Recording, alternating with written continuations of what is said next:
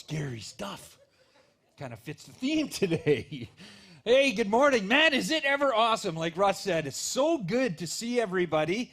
Welcome to those online. I know some of you are still tuning in from out of town or wherever, and we're so glad that you're here. But man, does it feel good to see faces. Yeah, it's so good, so good. If we haven't had a chance to meet yet, my name's Garry. I'm one of the pastors here.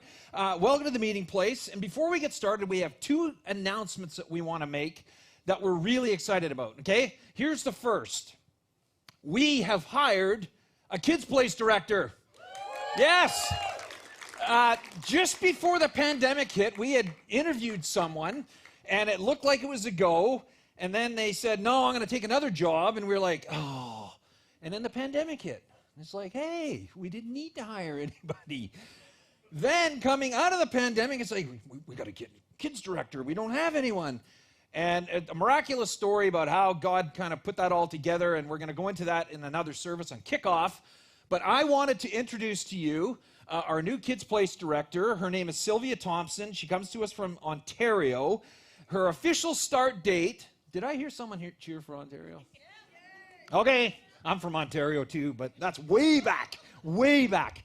Okay, so she officially starts August 23rd, but she's here. She's going to be hanging around. So I invite you to go out in the lobby, say hi to her. But Sylvia, if you want to stand and let everyone see you and give her a hand. It's going to be awesome. It's going to be awesome. The second is this. I don't know if you've noticed this. We noticed it right away when we came back, because 18 months we weren't here, and then all of a sudden we noticed how we couldn't get out to the lobby to connect with anyone after the service, because we have to take all this stuff down and get it packed away before this place turns back into a theater. And one of the things we say at the meeting place is get connected. Well, we couldn't get connected because we were disconnecting everything. And so what we're going to do, starting on September 5th, which is Labor Day weekend, Sunday, September 5th, we're shifting our start time to 10 a.m.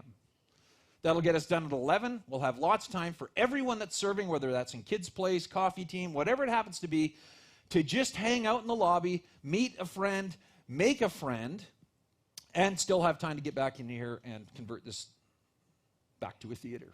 So that's 10 a.m., September 5th, that's all happening. You're going to get lots of emails between now and then where we'll be mentioning it from the front.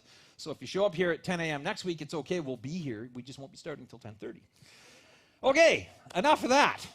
We're continuing on in our series called Magnify, where we're looking at the things that we tend to magnify, when we're facing a challenge or a difficulty in life. And we've used a microscope and a telescope to kind of, as an example, to help us see what it is we do, because a microscope and a telescope, they actually do the same thing. They magnify things, but they do it differently. For instance, a microscope takes things that are small and makes them look bigger than they actually are. So in a way, it distorts reality. A telescope, however, takes things that are massive but appear very small to us and helps us see them as they actually are. And today we're going to be looking at that one thing that we all have in common, that we all go through at some point to some degree in our life, and that is fear.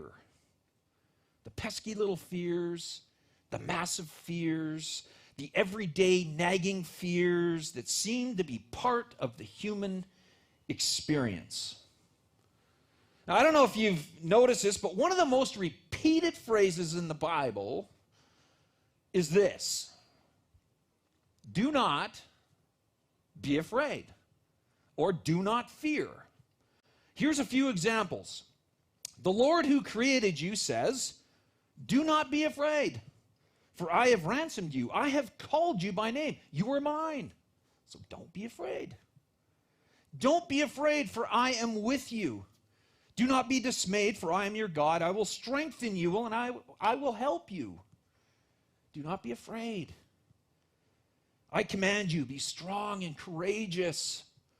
Do not be afraid or discouraged, for the Lord your God is with you wherever you go.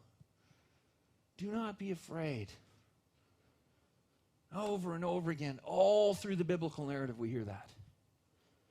And it's It's awesome. It's this reassurance, this reminder that we don't have to be afraid. But here's the thing, and I'll just speak from my personal experience, but I'm sure yours is much the same. When I'm going through something that's scary, that's got me freaked out a little bit, worried, concerned, and somebody comes up to me and says, "Don't be afraid, don't worry, it's okay." It sounds almost condescending, right? It's like, what's the big deal? It's like, well, you're not going through it, so maybe it's not a big deal.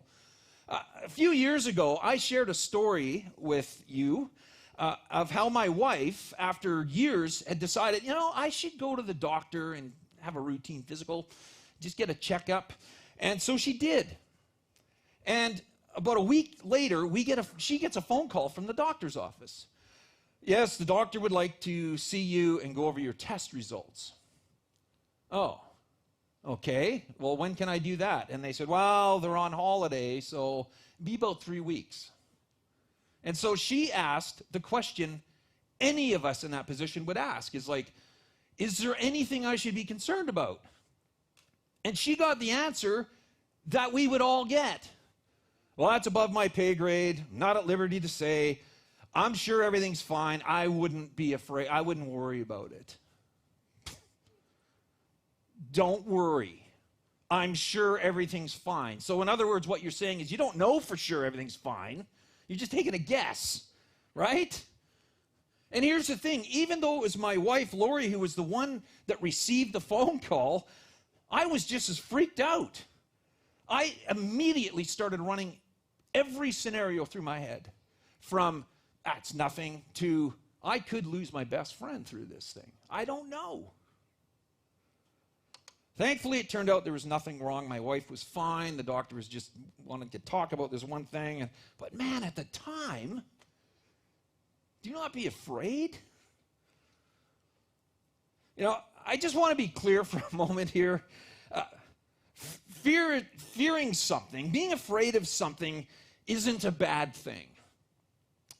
Just because God says do not be afraid doesn't mean like if we're afraid, we're doing something wrong. Fear is designed to be like a self-preserving, self-correcting response to things. It's like an alarm. And it goes off in order to alert you and I of an impending danger. Something isn't right somewhere, and we need to be aware of it so we can make the corrective action and avoid that danger, whatever that danger happens to be. For some of you, you might know this. For 27 years, I had an awesome job working under the water as a commercial diver. And I remember this one trip. We were in Rivers Inlet, which is north of Vancouver Island on the mainland side. If you like salmon fishing for big salmon, it's a really good spot to go.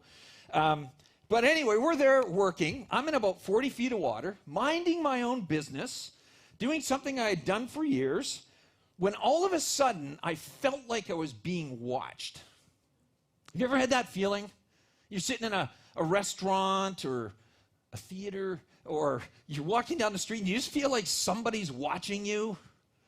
And so you kind of nonchalantly take a glance, you scratch yourself like this. And sure enough, someone's watching you. They're looking at you, staring at you, and it's kind of creepy, especially if you don't know the person, right?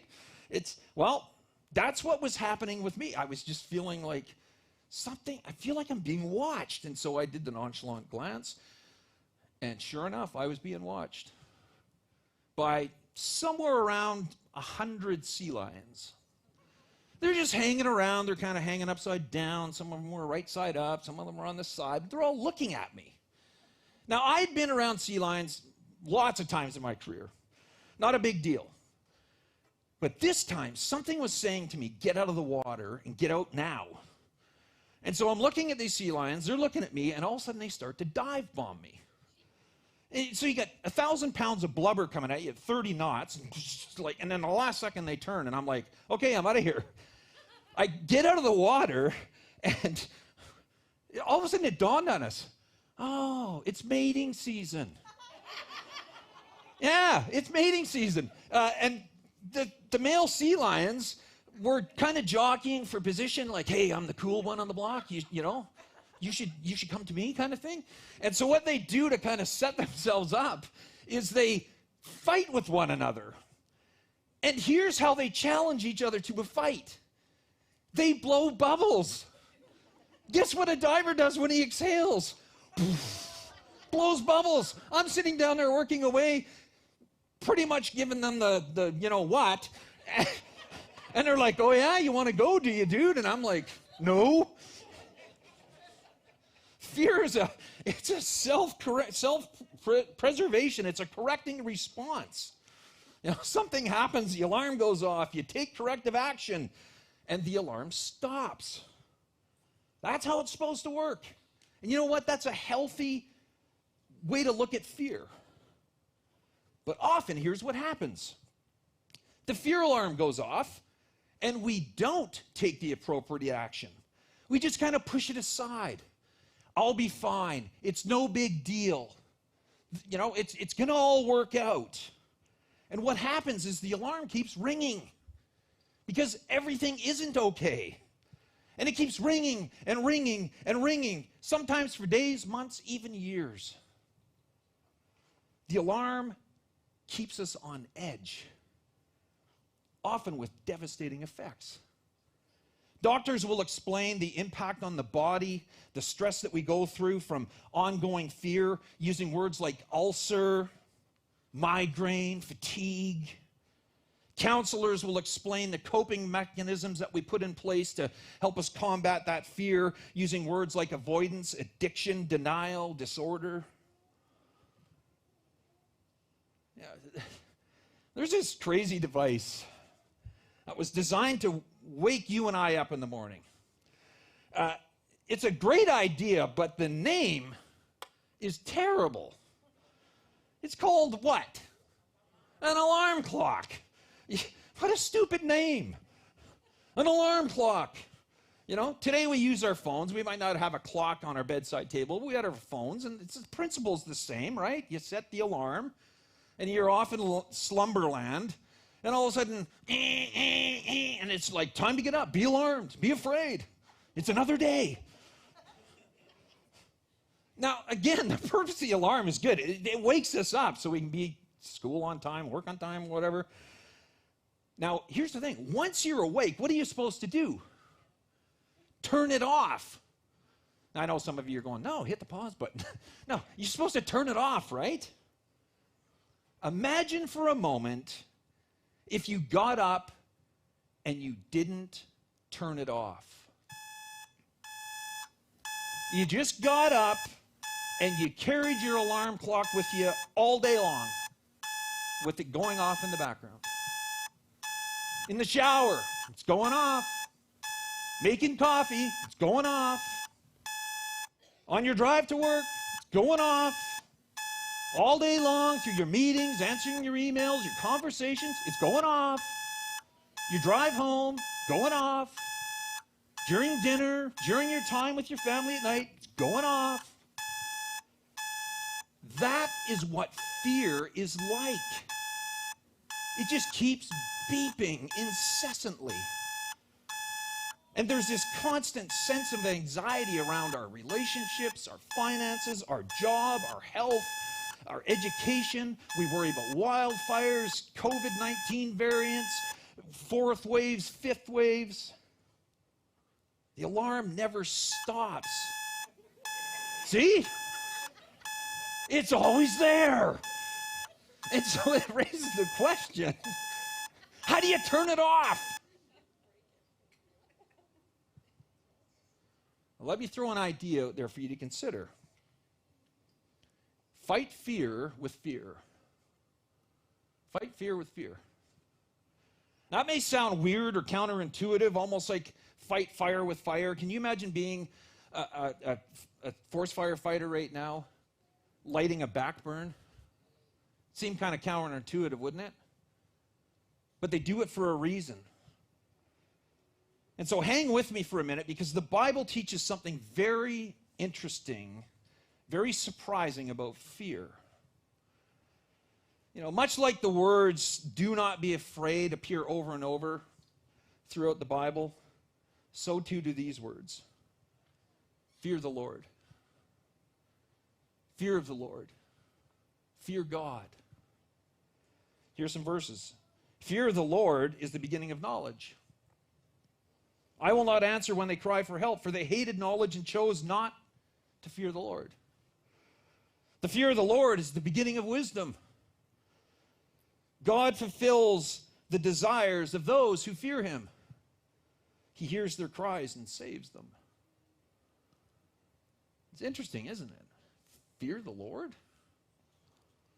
Now, some of you here and online may have grown up in a religious background or a tradition where the idea of fear God, you hear that, and it conjures up all kinds of images in your mind of what God's like. That was certainly my story. But here's the thing, and don't miss this. If you fall asleep for the rest, that's okay. Just get this. When the authors of the Bible wrote words, those words, the fear of the Lord or fear God or fearing God, they were in no way, shape, or form describing the kind of fear that would leave you or I cowering and shaking in a corner, afraid that God is going to come out and get us. Unfortunately, a lot of us believe that to be true because at some point, somewhere, we heard something, somebody taught it to us, we heard it on a YouTube video, and we just had this picture painted that God is this big, mean deity in the sky who is just waiting to get you when you mess up. You drop an F-bomb. You tell a lie. You cheat. You mock the starving children in some third world country because you won't eat your broccoli and cauliflower. And so then we wait for God to just swoop in and justifiably punish us. And so now when you hear those words, fear and God, in the same sentence, you mentally shut down. You push back. You get to the place where I don't even want to talk about it. I don't want to hear anything more about God. If any of that rings true for you, here's what I want you to do, and I've had to do this myself. And every once in a while, I got to do some house cleaning here and there. Here's what I want you to do. Take that perspective, those thoughts, that picture, and crumple it up into a ball of garbage and throw it in the garbage, because that's exactly what it is. It's garbage. Fearing God is not about fearing that God is out to get you. And that's his number one thing. He just wakes up in the morning and says, who can I get today? That's not what it's about. Fearing God, I'll throw this out there for you to think about, but to me, fearing God is all about respect. It's about respect. For me, I'm going to try and do my best to kind of explain what I mean by that. For me, one word describes the ocean. It's mind-boggling. It's mind-boggling in every sense of the word, which has to do with like utter amazement, all that type of stuff. I mean, think about it. A foot below the surface is a new fantastical world, full of creatures that have yet to be named or even discovered. A foot below the surface, there are beasts swimming about that if they put their mind to it, could kill you within seconds.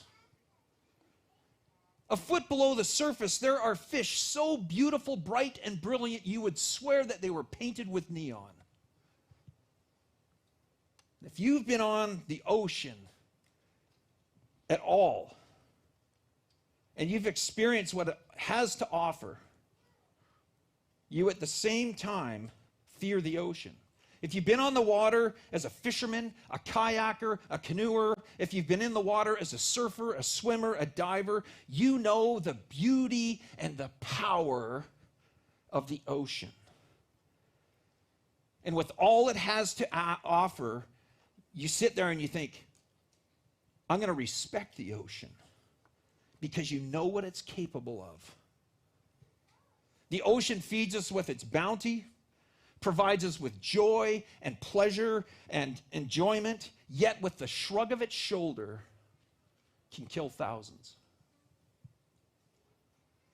And when you hold those two realities in tension with one another, what you have is respect for the ocean. That's the closest picture I can paint of what it means to fear God. Out of his goodness, God offers us everything we need for our nourishment, our growth, our pleasure, our joy, yet at the same time, his power is unmatched in all the universe. And that power commands respect. Listen, God has zero, not a zilch desire for you and me, his beloved, valued creation, to be afraid of him. There's some words that are found in the New Testament, in a letter written to some first century Christians who lived in the city of Rome. And they knew all too well what it was like to live in fear of the powers that be. And they took that picture and they put it on God. They projected it onto God and just assumed God was the same way. And so this guy that we talk about a lot around here, his name's Paul, writes these words to them. And they're as encouraging to us today as they were back then. Listen to this. Here's what he writes. God's Spirit doesn't make us slaves who are afraid of him. Instead, and don't miss this, we become his children and call him our Father. Man, does it get any more incredible than that? Those are incredible words. And I hope you hear them, because what those words are saying is God is madly and passionately in love with you. And he wants to be in a relationship with you. He wants you to get to know him more than you currently do. Think about this for a moment. The way your heart right now is filled with affection for the person you love the most in your life, whether that be your child, your boyfriend, your girlfriend, your spouse, the way your heart fills up with affection and kindness, that's just a smidgen, like a teeny iota of how much God's heart is filled with affection and kindness toward you. And so when it comes to the thing that you and I fear, whatever that happens to be, the question is simply this: will I fear and respect God and his power, or will I fear and respect the power of my problem? And the answer to that question will depend on whether you choose to microscope your problem or telescope God and his power and his love. If we have any chance of turning off the fear alarm, we have to change our focus. We have to choose, and it is a choice. It is absolutely a choice to take our focus off that which we fear and focus instead on how much bigger God is, how much more powerful he is than whatever it is we fear. It does not, I'm not saying to diminish, whatever you're facing is real. It can be scary. But when you hold it up in relative to who God is, it changes your focus. That's how we fight fear with fear. Telescoping God so we can begin to see him as he really is. Big, extremely powerful, and yet gentle, loving, kind, gracious, merciful, forgiving. And so here's a question. What are you choosing to magnify? Your fear? The what ifs? All the scenarios? Or the God who created you and loves you more than you could ever begin to imagine? There's an old hymn written by a woman named Helen Lamell, who was abandoned by her husband after she contracted an illness and it caused her to lose her sight. And he didn't want to be with her anymore. He's like, I don't want to be with a woman who can't see. And so he left her. And he left her alone and afraid. And so she wrote a song about her experience and what she did about it. The song was called, originally, this hymn was called Heavenly Vision. But you may know it more by its more popular name, which is Turn Your Eyes Upon Jesus.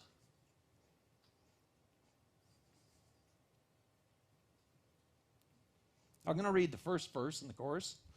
And as I do, I want you to just let the words wash over you. See if you can identify with them. O soul, are you wearied and troubled? No light in the darkness you see. There's light for a look at the Savior. A life more abundant and free. Turn your eyes upon Jesus. Look full into his wonderful face. And all the things of this earth will grow strangely dim in the light of his glory and grace. Do not be afraid. It's easier said than done. Impossible maybe, but not with God. With God it's possible. It's possible not to be afraid, not because of positive thinking, although that can help.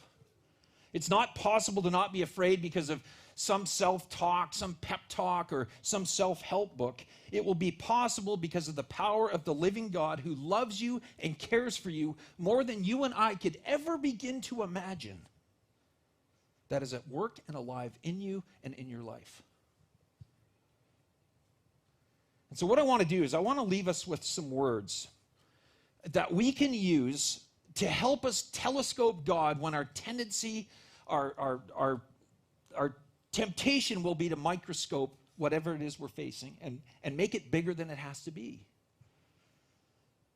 So take these words, print them off, stick them on your fridge, put them on your phone, put them on your computer screen, whatever it takes. Memorize them if you like. But take these words with you because they will change your focus and help you magnify the thing that needs to be magnified. Listen to these words. The Lord is my light and my salvation. So why should I be afraid? The Lord is my fortress, protecting me from danger. So why should I tremble?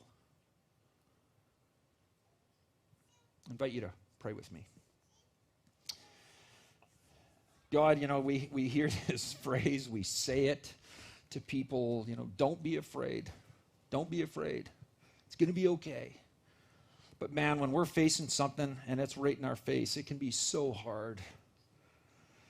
And so my prayer for all of us, the challenge for all of us is to be able to put you under the lens of the telescope. And again, not to dismiss our fear or diminish it, but to just see it in relationship relative to who you are and how big you are and how you have us in your hand. And so I just pray for us to have that courage to just see you with fresh eyes so we wouldn't begin to doubt, because fear can be so loud. It can be that incessant ringing in the background, that we could just shut that off by focusing on you. Just thank you for your grace and your mercy and your love that you just pour out on us minute by minute, day by day, that we can use to face this life when it comes flying at us. We get to do it with you and we get to do it together. And for that, I thank you. We pray all of this in your holy and precious name. Amen.